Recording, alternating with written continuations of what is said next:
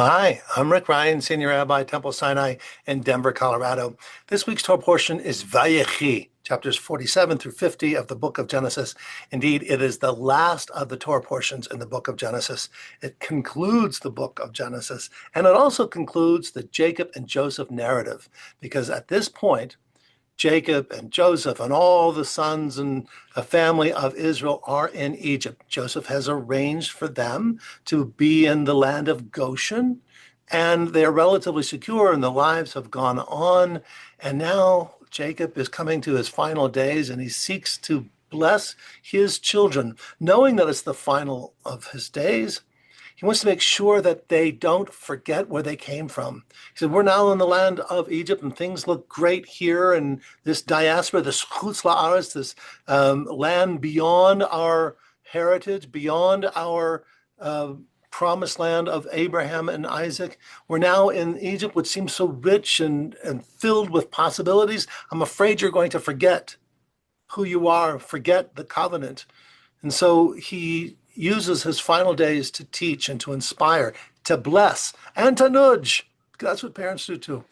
So he calls each in turn for a blessing. And he starts with Joseph, I suppose because Joseph was the Hoidemacher. He was the big shot, the second in command of all of Egypt. He's the one who's making sure that the whole family is secure. But also, Jacob always favored Joseph. We know that. Jacob was guilty of that. And Jacob also was the benefit of that as well, as his mother Rebekah favored him. So we know that the dynamics within a family, with any family, is a little bit challenging. So Jacob calls Joseph and Joseph's two sons. The oldest is Manasseh, the youngest is Ephraim. And he calls them for a blessing. And he sees these two grandsons and he says, my goodness, I didn't think Joseph thought I'd ever even just get to see you, but now I get to see your grandchildren and my grandchildren and your sons, and I want to bless them. And he calls them close, and he offers a blessing, and he says that all the future of Israel will be blessed through these two sons. It's very interesting. But when he refers to the two sons, Manasseh, the oldest, and Ephraim, the youngest, he says it in a very interesting way. And it says, Vayivarchem, and he blessed them, Bayom Chachu, on that very day, saying, Becha Yivarech Yisrael. So he's got two of them, but he says, Becha, right? That's singular. So the commentators wrestled with this a little bit, saying, wait a minute, is the Becha, the singular, saying through you, i.e. through Joseph? Or is the becha for the person who is being blessed? But what happens if you have more than one child that you're blessing? And in addition, he continues, Yisimcha Elohim ke'Ephraim v'chemanashe. May God bless you like Ephraim and Manasseh. Right? And he puts the youngest, Ephraim, in front of Manasseh. Joseph gets all upset and of course, tries to turn it around. And Jacob says, no, the youngest, it has a special blessing. They both are blessed, but Ephraim has a special blessing. And it gets us again to that point. Is Jacob playing favorites? Or is he just acknowledging that there's something unique about each and every person? Why did he use the singular becha, in you, when he began with Vayivarchem and he blessed them? And so I wanted to bring that to where we are, to our interactions with each other. We can have general blessings and say, may God bless you and keep you and protect you. But at the end of the day, each person has his or her own blessings. And what we do as parents, as teachers, as friends, is to connect with that individual and hope to connect with them on that personal level and saying, you are blessed.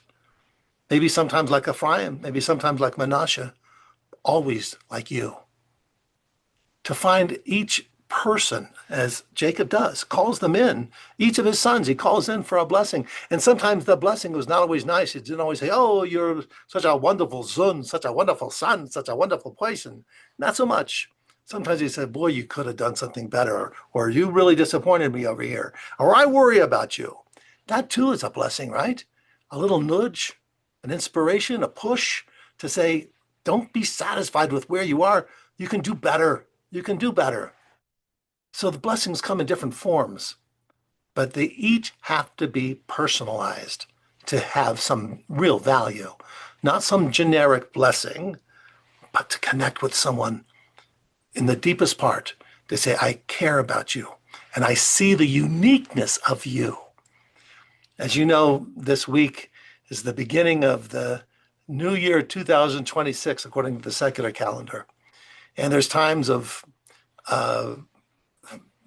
resolutions of how you're going to change your life for the better, and there's going to be a better diet, or I'm going to exercise more, or I'm going to read more, study more, whatever. Okay. At the beginning of each week, not just once a year, at the beginning of each day, we thank God for blessings. At the conclusion of a week on Shabbos, we gather the people together and we share a blessing. And we review what has happened on Shabbat.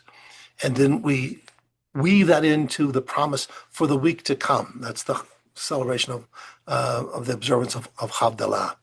May it be this week of the secular New Year that we elevate ourselves above all of that and to say, let it be that every day I find a way to recognize my own blessings and to recognize the blessings of each of the individuals in my life.